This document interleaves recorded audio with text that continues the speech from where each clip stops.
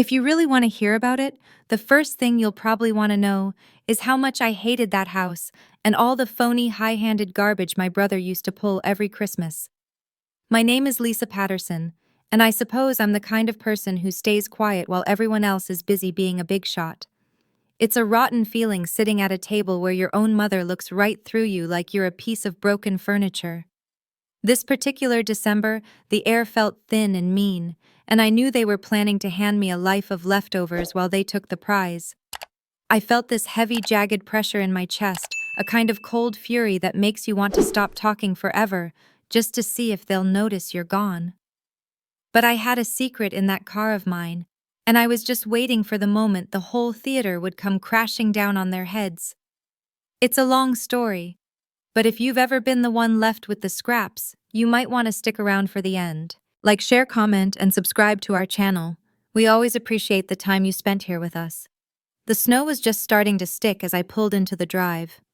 The wiper blades on my Honda Civic were 2 months past their expiration date. They slapped against the windshield, smearing the wet, heavy snow of upstate New York into gray streaks that made the road ahead look like a tunnel closing in. I turned the heat dial to the max, but the vents only pushed out a lukewarm breath that smelled of old dust and engine oil. Beside me, David sat with his hands folded in his lap. He wore a tweed jacket that was too thin for the weather, but he didn't complain. He looked out the window at the white pines bending under the weight of the storm. He was calm. That was why I brought him. We were 10 miles outside of Hudson heading toward the river. The roads were empty. It was Christmas Eve and sensible people were already inside, warm and drunk on eggnog. I was not sensible. I was a Patterson, and Pattersons attended the Christmas dinner, regardless of the weather, the road conditions, or the fact that we didn't particularly like one another. This year was different, though. This year the house was empty of the one person who had made the performance tolerable. Nana Rose was gone. She had died in November, leaving the estate in a legal limbo that my brother Mark had been all too eager to resolve. "You ready?" David asked. He didn't look at me. He kept his eyes on the tree line. "No," I said. "But turn here. The driveway is easy to miss." I cranked the wheel. The tires slipped on a patch of black ice, the car shuddering before the treads caught the gravel. We crunched up the long, winding drive. The Patterson estate loomed out of the dark like a ship run aground. It was a Victorian monstrosity, all turrets and peeling white paint, surrounded by oaks that had been dying since I was a child. From the road it looked impressive, a testament to old money and enduring legacy. Up close, if you knew where to look, you could see the rot in the window frames and the way the porch sagged on the left side.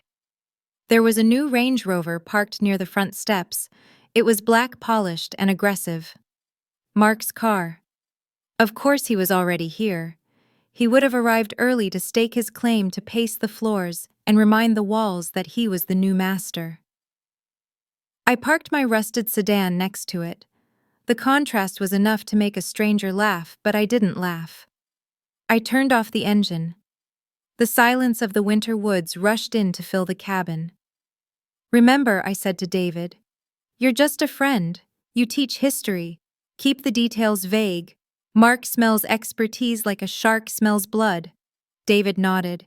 He adjusted his glasses. "I'm just here for the roast beef, Lisa." We stepped out into the biting cold. The wind coming off the Hudson River cut right through my coat. I grabbed the bottle of wine from the back seat, a Pinot Noir that cost more than my weekly grocery budget, and marched up the steps. I didn't knock. I still had a key, though I suspected Mark would change the locks by New Year's.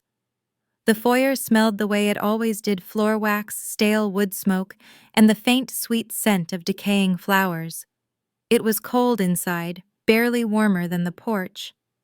My grandmother had always been frugal with the oil heat, believing that sweaters were cheaper than fuel, and Mark was too cheap to change the thermostat setting.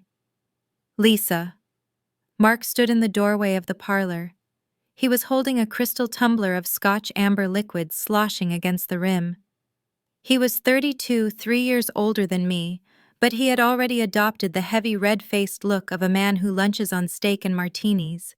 He wore a suit that cost $3,000, but the top button of his shirt was undone, his tie loose. He looked like he had been working, or at least pretending to. "Mark," I said. I brushed the snow off my shoulders. "Merry Christmas." He didn't move to hug me. He looked past my shoulder at David, his eyes narrowing. He swirled his drink. "Who's this? I thought it was family only for the reading." "This is David," I said, stepping further inside so I could close the door against the wind. "He's a friend. I didn't want to drive back to the city alone in this storm. David, this is my brother Mark." Mark didn't offer a hand. He took a sip of his scotch. "Brave man getting in that death trap of a car. I saw it from the window. The suspension looks shot, Lisa. You're going to kill yourself on the Taconic one of these days." "The car is fine, Mark." "It's an eyesore," he said. "But come in. Mother is by the fire. She's nervous. Try not to upset her." We followed him into the parlor. The room was vast with high ceilings and heavy velvet drapes that had turned a dusty gray with age. The furniture was stiff and uncomfortable, the kind of chairs you sat on but never relaxed in.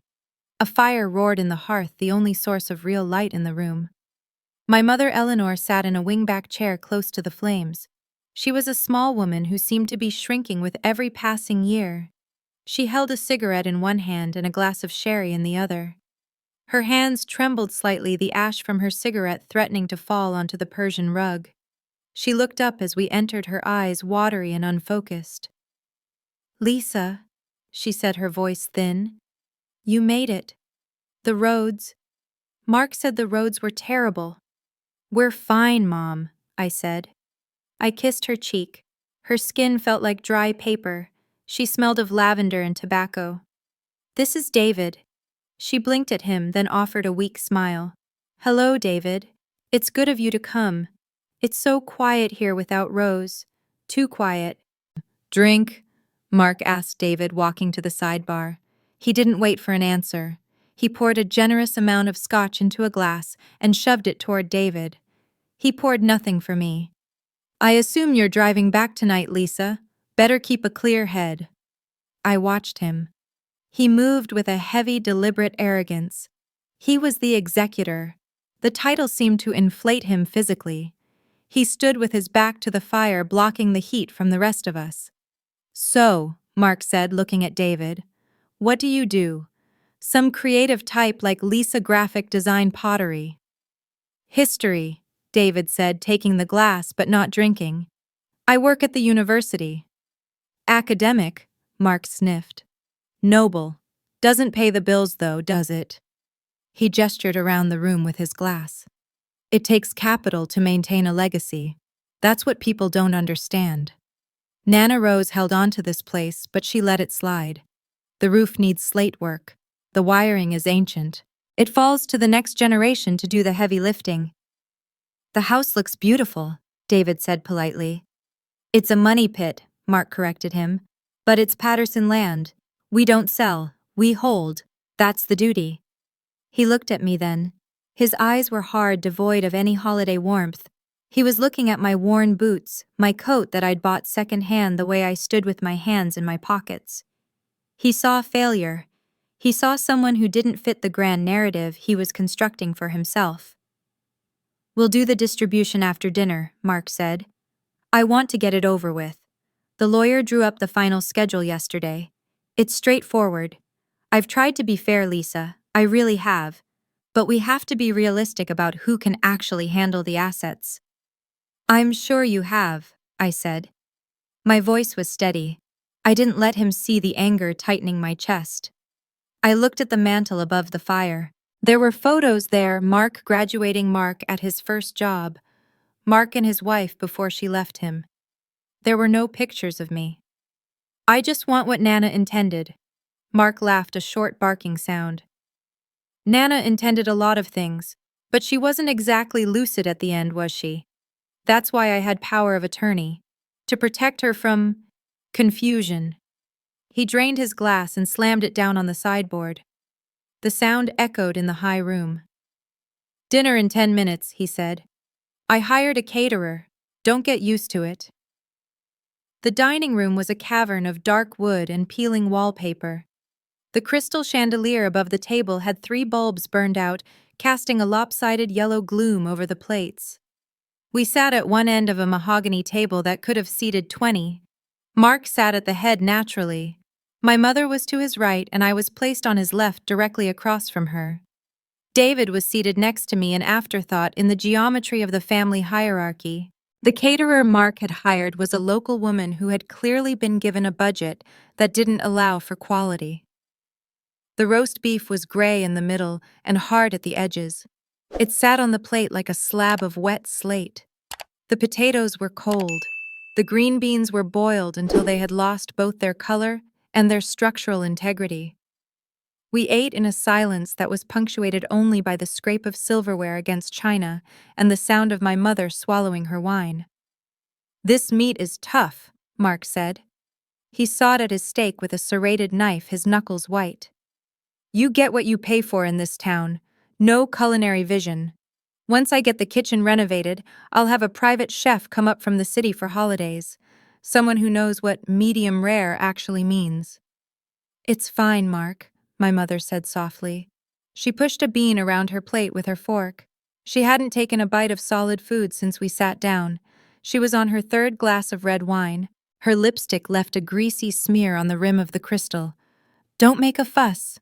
"I'm not making a fuss, Mother. I'm setting a standard," Mark corrected her. He pointed his knife at me. "That's the problem with this place. Standards slipped. Nana let the gardeners go 5 years ago. Did you notice the hedges overgrown? Looks like a tenant farm. I've already got a landscaping crew scheduled for April. We're going to rip it all out, put in something modern, clean lines. None of this Victorian clutter." "Nana loved those roses," I said. I took a sip of water. The glass tasted faintly of iron. "Nana loved holding on to dead things," Mark said. He chewed, swallowed, and wiped his mouth with a linen napkin.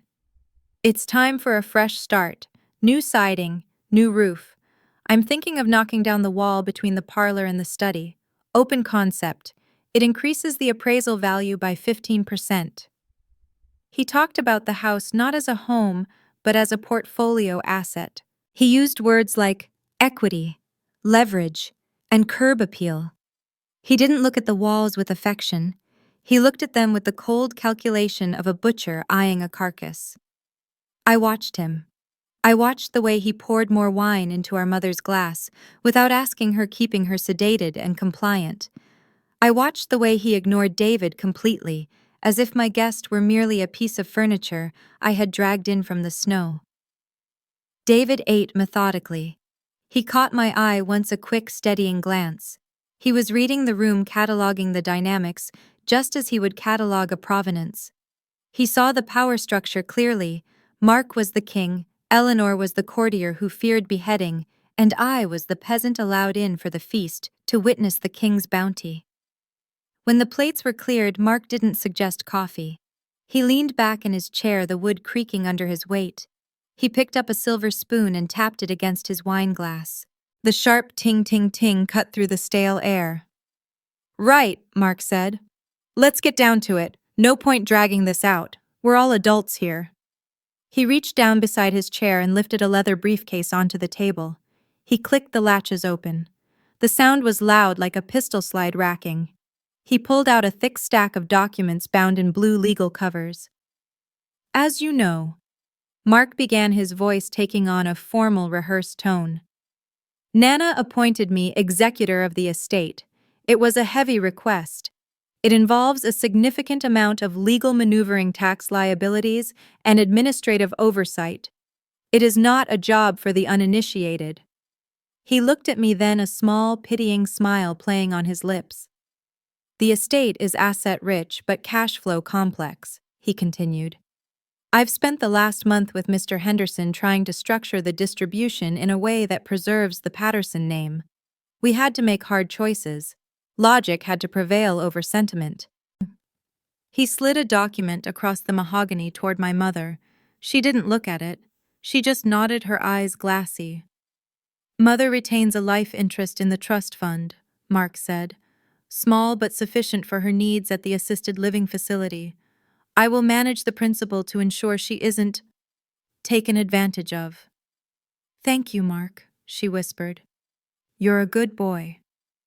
Now for the physical assets, Mark said.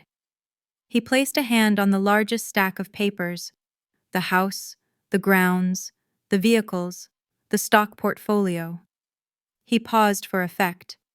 The fire crackled in the other room, a distant sound of consumption. I am taking title to the real estate and the securities, Mark said. He said it casually, as if he were saying he was taking the last dinner roll. It's the only way to keep the house in the family. The taxes alone are more than you make in a year, Lisa. You couldn't afford to heat the foyer, let alone fix the foundation. I'm absorbing the cost. I'm taking on the debt of maintenance. It's a burden, but it's my duty as the eldest. And the Mercedes? I asked. The 1968 SL was in the garage. It was pristine. Nana had loved that car. Part of the house contents, Mark said. I'll likely sell it. It's impractical, but technically it's mine, to offset the administrative costs. He looked at me, waiting for a fight. He wanted me to scream. He wanted me to cry about fairness. He wanted to explain to me in his patronizing banker voice how the world worked. I didn't give him the satisfaction. Okay, I said. Mark blinked. He seemed disappointed. He shuffled the papers, looking for the next item. He wanted a reaction, and I was denying him his fuel. Well, he said, clearing his throat. That brings us to you, Lisa. He reached under the table again. This time he didn't produce a leather briefcase. He dragged out a cardboard box. It was an old produce box, the kind used for bananas at the grocery store. The sides were frayed and the flaps were taped shut with yellowing masking tape. He lifted it and dropped it onto the table. It landed with a dull, hollow thud. Dust motes danced in the light of the chandelier. The smell hit me instantly: mothballs, dried lavender, and the musty scent of old wool. Grandma knew who you were, Mark said. His smirk returned sharper this time. She knew you were artistic, sentimental. She didn't want you to feel left out. He reached over and ripped the tape off. The sound was harsh, tearing the silence. He folded the flaps back. The will stipulates that Lisa Patterson receives the contents of the sewing room closet and personal journals, Mark recited. He reached into the box and pulled out a handful of tangled yarn. He dropped it back in. Knitting needles, half-finished quilts, some patterns from the 1950s, and her diaries, ramblings of an old woman mostly. I skimmed a few, recipes, weather reports, complaints about her hips. He pushed the box across the polished wood until it hit my water glass. There you go, Mark said. It's all yours. Enjoy your trash, Lisa. I really mean that. No strings attached, no property tax, no insurance premiums, just memories. I looked at the box. Inside, I saw the familiar items of my childhood, the wooden needles I had learned to knit with, the scraps of velvet and silk Nana had saved from dresses she wore 40 years ago. To Mark, it was landfill. To me, it was the only part of the house that had ever felt warm, but the insult was precise. It was calculated to strip me of value. He got the millions, I got the refuse. He was the heir, I was the charity case. I looked at my mother. Mom?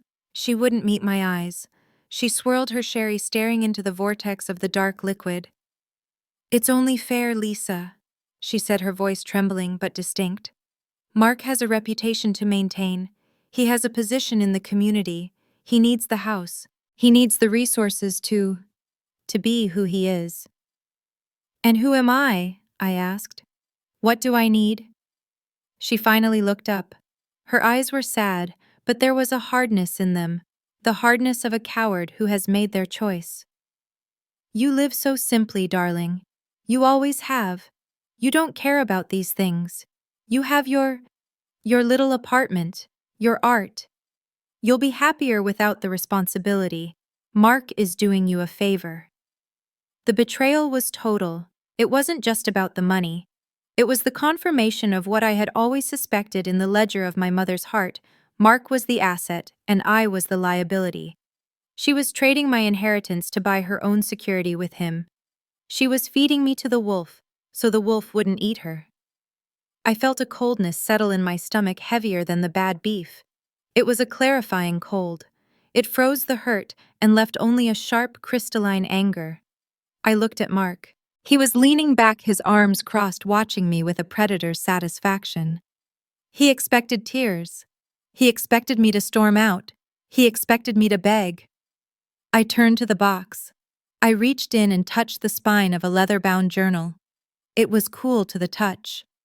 Beneath the yarn, beneath the fabric scraps, I felt something else. Something wrapped in heavy oilcloth. A rectangular shape, hard, flat. I withdrew my hand. "Thank you, Mark," I said. The room went silent. Mark's smile faltered. "Excuse me," he said. "I said thank you," I repeated. My voice was level, stripped of any inflection. "You're right. I don't want the house. I don't want the taxes. I don't want to become you. I'll take the box." Mark frowned. He looked at Eleanor, then back at me. He couldn't process the lack of conflict. He had wound himself up for a fight, and I had just stepped aside and let him punch the air. "Right," Mark said, recovering his bluster. "Well, good. Glad you're being sensible for once. I'll have the lawyer send over the liability waiver for you to sign, just so you can't come back later and claim you didn't get your share." "I won't come back," I said. "Don't worry about that." I pulled the box closer to me. I sat up straight. Beside me, David shifted. He poured himself a glass of water, his movement calm and deliberate. He didn't look at Mark. He looked at the box. He knew. Or at least he hoped. "Shall we have brandy?" Mark asked, clapping his hands together. "To celebrate the legacy, to the Patterson name." "Sure," I said. "Let's celebrate." Mark got up to fetch the bottle from the sideboard. I looked down at the cardboard box. The flaps were open like a jagged mouth.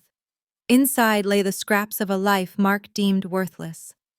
I ran my thumb along the rough cardboard edge. The rising action was over. The trap was set. Mark just didn't know he was the one standing in it. The transition to the parlor was a procession of victory for Mark. He carried the bottle of brandy by the neck, swinging it slightly as he walked, the crystal tumblers clinking in his other hand. He kicked the door open with his foot. The fire had died down to a bed of glowing, pulsating coals, but the heat still hung heavy in the room, trapped by the thick curtains. "Sit," Mark commanded, gesturing to the leather sofa. He didn't mean it as an invitation. He meant it as a stage direction. He wanted an audience for his final act of benevolence. I sat on the edge of the sofa. The cardboard box was on the floor at my feet. It looked absurd against the Persian rug, brown corrugated industrial trash in a room trying desperately to be aristocratic. David sat beside me. He had been quiet since dinner, shrinking himself down, making himself small. But as he sat, I saw him check his watch. He wasn't bored. He was timing it. Mark poured the brandy. He handed a glass to Mother, who took it with a shaking hand, and then one to me. He skipped David. "To the house," Mark said, raising his glass. "To the future." "To Nana," I said, and I didn't drink. Mark shrugged. He took a long swallow, savoring the burn. He paced in front of the fireplace, blocking the heat again. "You know, Lisa, you should look through that box. There might be some loose change in the bottom. Nana was known to stash quarters in her knitting." He laughed. It was a wet, heavy sound. I reached down and lifted the box onto the coffee table. It was heavy, heavier than a box of old wool should be. I peeled back the flaps again. The smell of mothballs bloomed into the room, pungent and chemical, cutting through the aroma of the expensive brandy. "Go on," Mark urged, leaning against the mantel. "Let's see the haul. Maybe there's a scarf you can sell on Etsy." I reached in. My hands brushed against the soft, scratchy wool of unfinished knitting projects. I pulled out a half-knitted sweater in a hideous shade of mustard yellow. The needles were still in it, the bamboo worn smooth by Nana's hands. I set it on the table. Next came the quilt squares, patches of floral cotton denim and velvet pinned together but never sewn. Remnants of dresses I remembered her wearing when I was 5. I stacked them neatly. "Riveting," Mark said. He checked his phone. "Truly, a treasure trove." I ignored him. I reached deeper. My fingers grazed the leather covers of the journals. There were 5 of them bound in cracked black leather, the pages yellowed and stiff with humidity. I pulled them out one by one. "Read us a passage," Mark taunted. "What did she have for lunch on Tuesday in 1998? Tuna salad." "Shut up, Mark," I said softly. I reached to the very bottom of the box. There was something else there wedged flat against the cardboard floor. It was wrapped in a thick, waxy oilcloth tied with twine that had grayed with age. It didn't feel like fabric. It felt rigid. I pulled it out. It was a rectangle about 16 by 20 inches. "What's that?" Mother asked, her voice slurring slightly. "A placemat." "Probably a cutting board," Mark said, "or a stiff piece of backing for a frame she broke." I untied the twine. The knot was tight, calcified by time, and I had to pick at it with my fingernail until it gave way. The oilcloth fell open. Inside was another layer of wrapping old newspaper. I recognized the font immediately. It was a German paper, Frankfurter Zeitung, dated October 1944. German newspaper. Mark stepped closer, his curiosity piqued but still guarded by disdain. "She must have brought it back from the war. Souvenir." I peeled the paper away. The object inside was a canvas. It had no frame. The edges were raw and jagged, the linen fraying where a knife had clearly sliced it from its stretchers in a hurry. The painting itself was dark, covered in a layer of grime and yellowed varnish that obscured the image. But through the haze, a figure emerged. A woman standing by a leaded window pouring milk from a clay pitcher. The light hitting her forehead was stark white and luminous. Mark snorted. "God, that's ugly. Look at the cracks. It's falling apart. What is that paint by numbers she messed up?" "Don't touch it," David said. His voice was different. It wasn't the polite, quiet voice of the dinner guest. It was sharp, authoritative, and loud. Mark stopped his hand halfway to the canvas. "Excuse me." David stood up. He reached into the inner pocket of his tweed jacket and pulled out a pair of white cotton gloves. He pulled them on, snapping the wrists. The sound was like a gunshot in the quiet room. "I said don't touch it," David repeated. He walked around the coffee table, moving Mark aside with a subtle shift of his shoulder. Mark was so surprised he actually stepped back. "Who the hell do you think you are?" Mark sputtered. "Antiques Roadshow?" David didn't answer. He reached into his other pocket and produced a jeweler's loupe and a small, high-intensity LED pen light. He bent over the coffee table, hovering inches above the canvas, without making contact. The room went silent. The only sound was the wind rattling the window panes and the hiss of the dying fire. I watched David's face. He was in a trance. He tilted the light, raking it across the surface of the painting to catch the texture of the brushstrokes.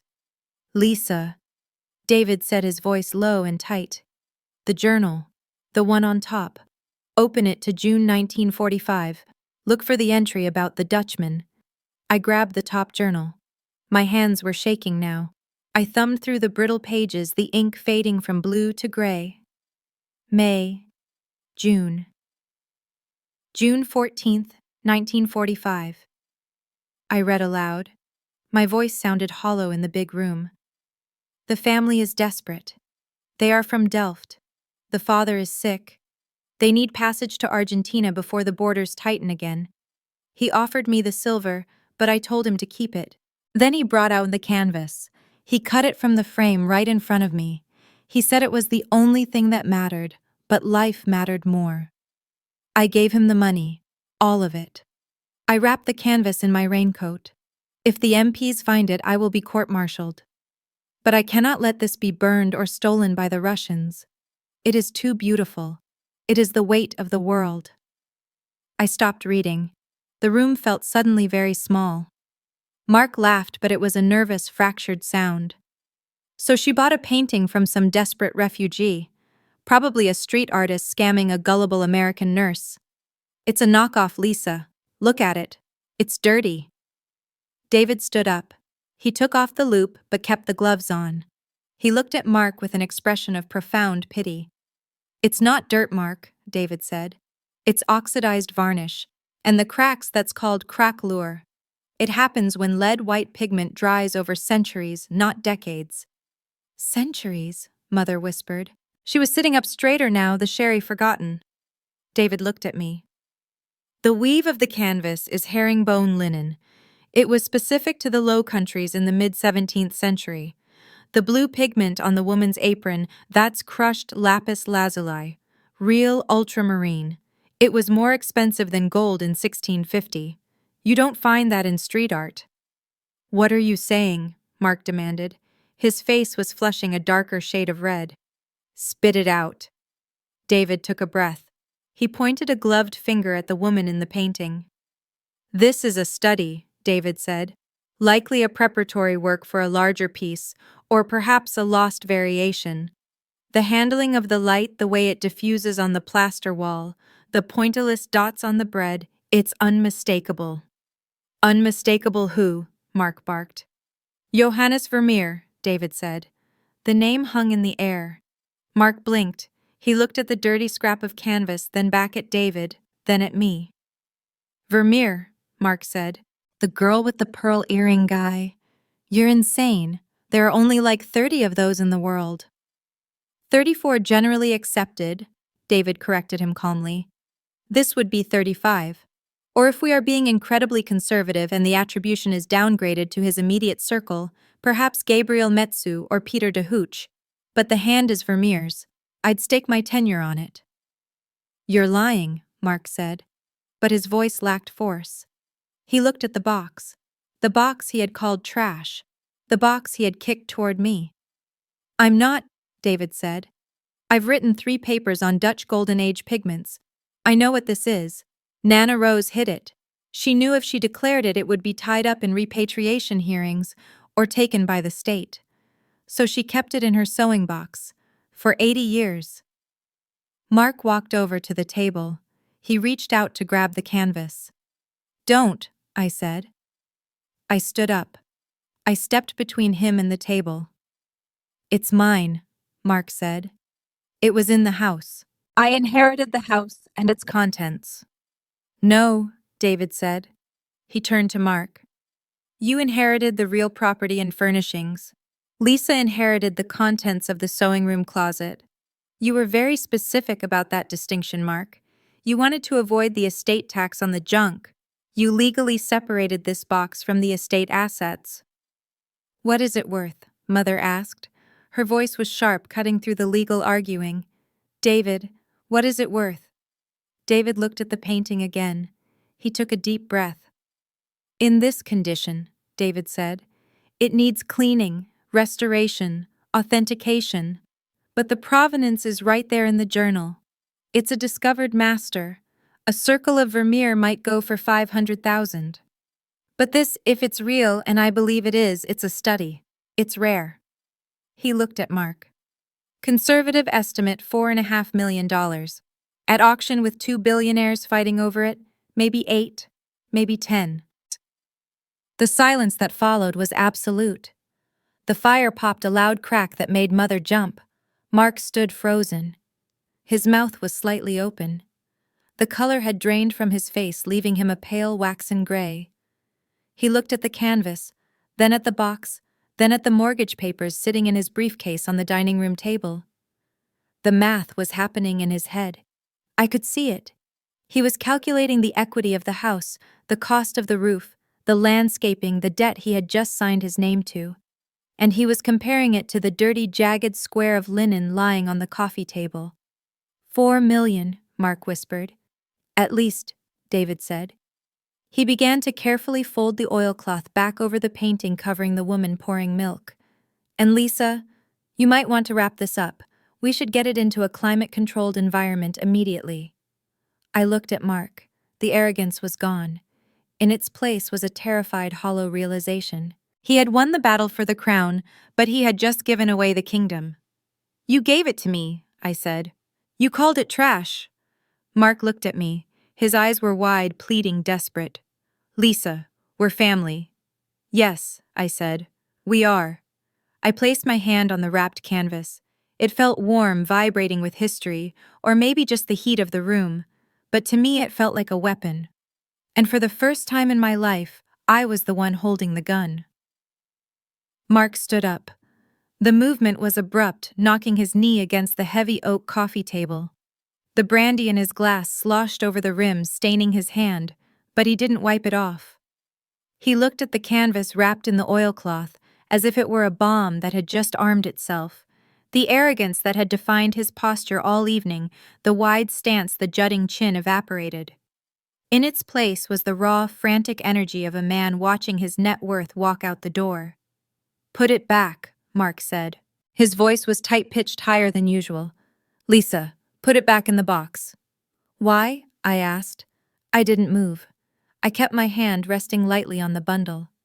David stood next to me, his body angled slightly between Mark and the table, a subtle barricade of tweed and quiet resolve. "Because it's part of the estate," Mark shouted. The volume made Mother flinch. She pressed her hand to her throat, her eyes darting between us. "It's a valuable asset. It wasn't listed in the inventory. That makes it an omission. Legally, it belongs to the primary heir. That's me." "Mr. Henderson," I said, looking past Mark toward the corner of the room. The family lawyer had been sitting in the wingback chair by the bookcase, nursing a glass of water. He was a man of 60 with gray skin and a suit that looked like it had been slept in. He had watched the entire exchange with the detached boredom of a man who billed by the hour. He set his glass down on a coaster and cleared his throat. The sound was dry like sandpaper on wood. "Actually, Mark," Mr. Henderson said. He didn't stand up. He opened the file folder on his lap. "That's not entirely accurate." Mark spun around. "What do you mean, it's a chattel? It was in the house." "It is a chattel, yes," Henderson said. He adjusted his bifocals. "But we were very specific in the probate filing. You insisted on it. To minimize the estate tax liability, you categorized all non-furniture contents of secondary storage areas, specifically the sewing room and the attic, as refuse and low-value personal effects. You assigned them a total value of $0. "I did that to save money," Mark snapped. "I didn't know there was a Vermeer in there." "Ignorance of value does not negate the transfer of title," Henderson said calmly. He tapped the paper with a manicured finger. "You executed a deed of gift 5 minutes ago. You verbally confirmed it in front of witnesses. You physically handed over the container. You used the words, 'enjoy your trash.' Intent was established. Delivery was perfected. Acceptance was made." Mark's face turned a mottled purple. "That's a technicality. No judge would uphold that. It's unconscionable enrichment." "It's a done deal, Mark," I said. I reached into my pocket and pulled out my phone. The screen was dark, but the recording app was still running. I tapped the screen and held it up. The waveform was a jagged red line capturing every second of the last hour. "I recorded the meeting," I said. "For my own records, since you tend to rewrite history." I pressed play. Mark's voice, tinny but unmistakable, cut through the room. "Looks like Grandma knew who her favorite was. Enjoy your trash, Lisa. I'll act as landlord if you want to rent a room in my new house." I stopped the recording. "You called it trash," I said. "You established the valuation yourself. You can't claim it's a masterpiece now just because the price tag changed." Mark stared at the phone. He looked like he wanted to snatch it, smash it against the wall. But he didn't. He slumped. The fight went out of his shoulders. He turned to Mother, his eyes wide and wet. "Mom," he pleaded, "you can't let her do this. That money belongs to the house, to the family. I need it to fix the roof, to pay the taxes. If she takes this, she's stealing from us." Mother looked at me. She looked at the painting. Then she looked back at Mark. For the first time, I saw a flicker of calculation in her eyes. She wasn't looking at her son anymore. She was looking at a sinking ship. "Lisa," Mother said weakly, "Mark has a point. The house is expensive. It's the Patterson legacy. If you have this windfall, you should contribute. It's only right." "Right." I laughed. It was a cold sound. "You want to talk about what's right. You sat there and watched him humiliate me. You agreed with him. You said it was fair because he had a reputation to maintain." "I just meant..." I know what you meant. I cut her off. I turned back to Mark. And you? You keep talking about the burden of the house, the great sacrifice you're making. It is a burden, Mark yelled. You have no idea, the heating bills alone. I know exactly what the bills are, I said. And I know about the mortgages. Mark went still. The color that had been flushing his face drained away instantly, leaving him looking gray and sick. What mortgages? Mother asked, her voice trembling. The house is paid off. Your father paid it off in '92. Mark didn't tell you, I asked. I looked at my brother. He was staring at the floor, his jaw working. Mark took out a loan against the equity 3 years ago, with Nana's power of attorney, to cover his investment losses in crypto. Then he took out a second one last year. And there's a tax lien on the property that Nana hid $70,000 in back taxes she didn't pay because she was too proud to ask for help. Mark, Mother whispered, is this true? He didn't answer. He didn't have to. I did a title search this morning, I said. Public records are a beautiful thing. The house isn't an asset, Mark. It's underwater. You didn't inherit a fortune. You inherited a debt. The appraisal value is barely covering the loans, and that's before you factor in the foundation work the inspector flagged last month. You're not the lord of the manor, you're the janitor of a ruin. Mark sat down heavily on the sofa. He put his head in his hands. The Scotch glass he had been holding slipped from his fingers and rolled onto the rug, spilling the last few drops of amber liquid. I can fix it, he mumbled into his palms. I just needed capital. If I had the painting, I could clear the notes, I could renovate, I could make it real. You wanted the appearance of wealth, I said. You wanted the big house and the title. You have them. You have exactly what you asked for. You have the shell. I have the substance. I picked up the oilcloth bundle. It felt heavy, not just with the weight of the canvas, but with the weight of the moment. It was the weight of justice. David, I said, let's go. David nodded. He picked up the cardboard box with the rest of the journals and the knitting needles. He didn't look at Mark. He didn't look at the lawyer.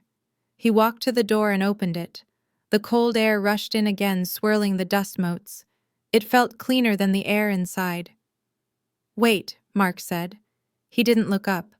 Lisa, please, I can't carry this alone.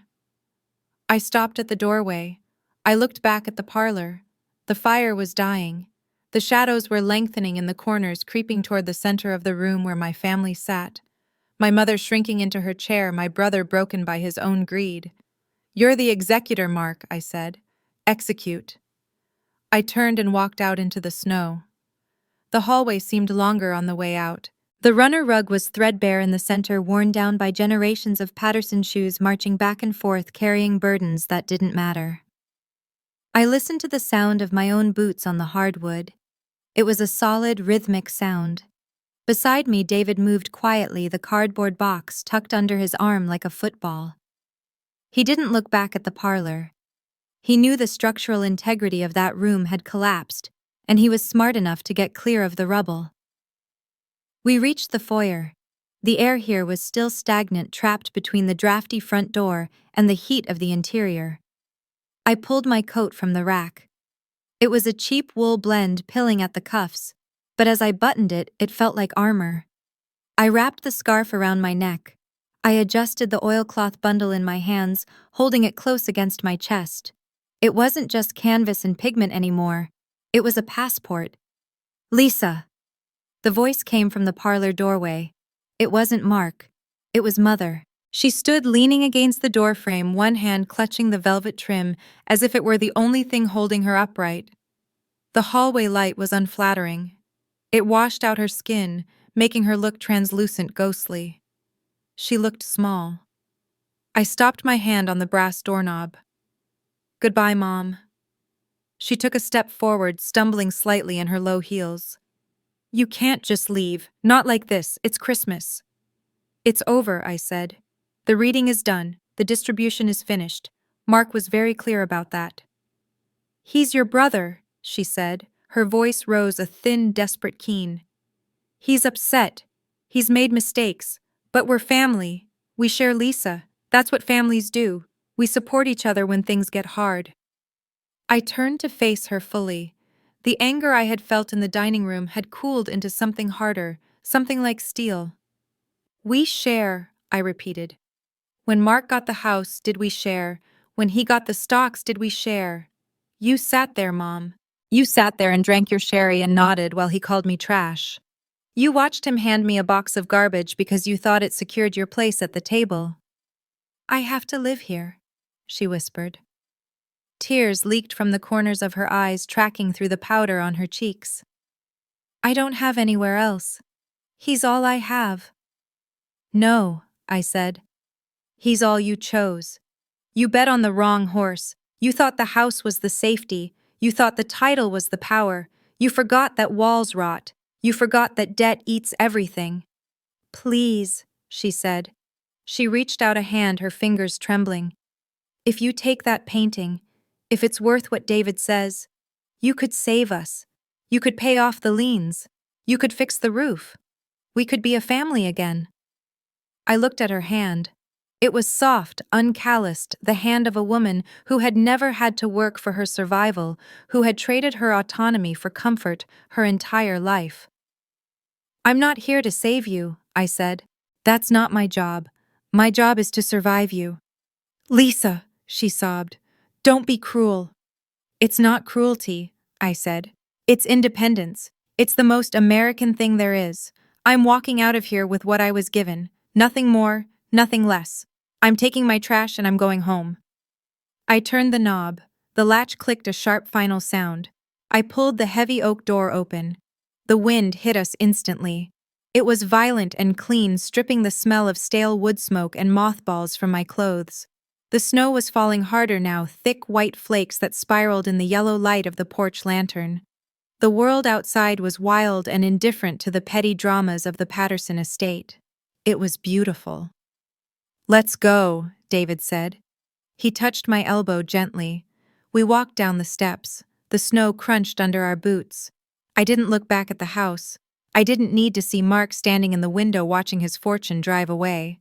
I knew he was there. I knew he was calculating the interest rates, the foreclosure timelines, the weight of the stone he had tied around his own neck. We reached the cars. Mark's Range Rover was already covered in a thin layer of white, blurring its aggressive lines. My Civic looked small beside it, a rusted little beetle of a car. But it was mine. I owned it. There was no banknote on the dashboard. I unlocked the doors. I placed the oilcloth bundle carefully on the back seat, buckling the seatbelt around it as if it were a child. David slid into the passenger seat, shaking the snow from his hair. You okay? He asked. His breath plumed in the cold air. I sat in the driver's seat. I gripped the wheel. The plastic was freezing, biting into my palms. I took a deep breath. The air in the car smelled of cold vinyl and the faint lingering scent of my own peppermint gum. It smelled like reality. I'm better than okay, I said. I'm free. I turned the key. The engine coughed once, then roared to life. The heater fan rattled, blowing cold air that would eventually turn warm. I switched on the headlights. The beams cut through the swirling snow, illuminating the driveway, a tunnel of light leading away from the dark, hulking mass of the house. I put the car in reverse. We backed out, the tires spinning for a fraction of a second before biting into the gravel. I shifted into drive. We rolled down the long, winding drive. The trees bent over us, silent witnesses. I checked the rearview mirror once. The house was just a collection of yellow squares in the darkness, shrinking with every revolution of the wheels. It didn't look impressive anymore. It looked like a trap. He's going to call you, David said. He was cleaning his glasses on his tie. Tomorrow, maybe tonight, he'll threaten to sue. Let him, I said. He signed the papers. He's the executor. He executed his own defeat. Besides, he can't afford a lawyer. Henderson won't work on credit. We hit the main road. The plow hadn't come through yet. The asphalt was covered in a fresh, pristine sheet of white. I accelerated. The car fishtailed slightly, then straightened out. I felt the road through the steering wheel, the connection between the tires and the earth. It required focus. It required skill. It was real driving, not the cruise control existence my brother lived. "What are you going to do with it?" David asked. He didn't turn around to look at the painting. He knew it was safe. "Sell it," I said. "Eventually, not to the highest bidder maybe, but to a museum. Somewhere people can see it, somewhere it doesn't have to be hidden in a dark closet." "And the money?" I watched the road. The snow was hypnotic, rushing at the windshield like stars in hyperspace. "I'm going to buy a studio," I said. "A place with big windows, north-facing light. And I'm going to paint. Not because I have to, but because I can. I'm going to pay off my student loans. I'm going to buy a bottle of wine that costs more than $12, and I'm never going to set foot in that house again." The heater finally kicked in, blowing warm air over my frozen fingers. The tension that had been held in my shoulders for 20 years began to dissolve. I wasn't Lisa the disappointment anymore. I wasn't the poor relation. I was the one who got away. I thought about the woman in the painting, the milkmaid. She had been pouring that milk for 350 years, standing in the light doing her work quiet and dignified. She had survived wars, theft, hiding, and neglect. She had survived because she was a masterpiece. I looked at the empty road ahead. The highway lights of the Taconic Parkway appeared in the distance, a string of pearls draped over the black hills. I pressed the gas pedal. The car surged forward, eating up the miles, putting distance between me and the past. The weight was gone. All that was left was the road, the snow, and the canvas in the back seat, the blank slate of the rest of my life.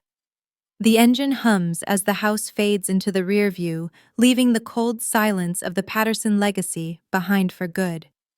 If you enjoyed Lisa's journey of resilience and tactical silence, please consider subscribing to the channel and hitting the like button. What would you have done with that box? Leave a comment below. We read every single comment of your thoughts. Thank you for listening. This has been a story from Revenge Hour. We'll see you next time.